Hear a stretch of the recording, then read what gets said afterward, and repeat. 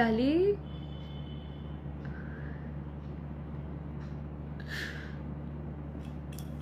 কালিয়ে কথা পাতিলো তোমাৰ লগত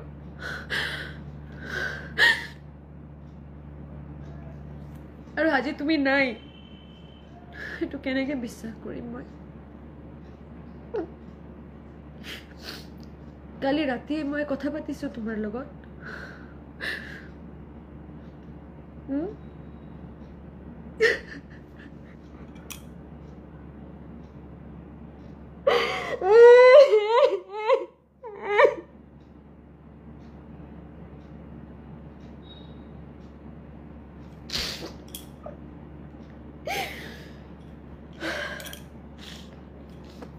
আজি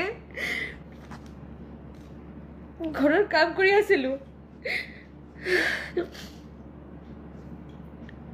লগতে মোৰ এজন ৰিলেটিভৰ লগত কথা পাতি আছিলো কথা পাতি থাকোতে বহুকেইটা ফোন আহিল মোৰ তাতে যি মানুহবিলাকে মোক ফোন নকৰে আৰু মই কোনোবাৰ ফোন উঠা নাই পিছে মোৰ বাউন্সাৰ এজনী ফোন কৰিলে ফোন কৰি ক'লে বা কি কৰি আছা মই ক'লো কাম কৰি আছো কোৱা মোক কৈ আছে জুবিনদাৰ খবৰটো পাইছানে মই চিঞৰি উঠিছো কি হৈছে জুবিনদা ছিংগাপুৰত গৈছে মই ক'লো হয় জুবিনদাৰ লগততো মই কালিয়ে কথা পাতিছো আৰু কালি যেতিয়া দাদাৰ লগত কথা পাতিছো দাদাক কৈছিলো দাদা বুলি ক'লো দাদা ক'লে আই এম ইন ছিংগাপুৰ দাদাক ক'লো তুমি সদায় পালে থাকা আৰু মানে লাষ্ট কেইটা মেছেজ এনেকুৱা আছিল যে মোৰ এটা হেঁপাহ আছে কেতিয়াবা যাম তোমাৰ তাতে মাছ এটা বনাই খুৱাম মই ফেচবুকত দেখিছো তুমি আছা ছিংগাপুৰত তেতিয়া কালি মই কথা পাতিলো আৰু আজি তুমি নাই এইটো কেনেকে বিশ্বাস কৰিম দাদা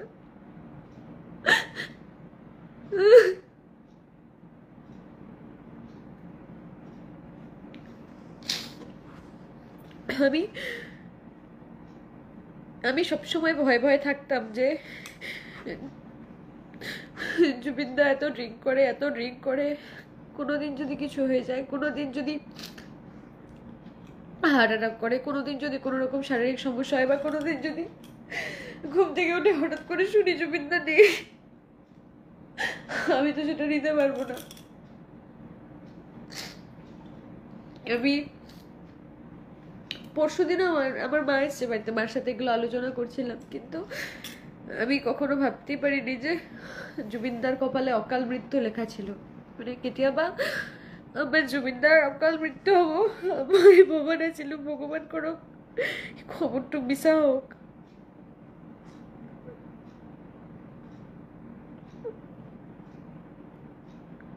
বহু মানুহে মোক ফোন মাৰি আছে কিছুমানে ফোন কৰি তোমাৰ বাইট লাগে বাইটো বিচাৰি আছে কিন্তু মই এতিয়া এইবিলাক মানে এইবিলাক দিব মই এনেকুৱা অৱস্থাত নাই মই এতিয়া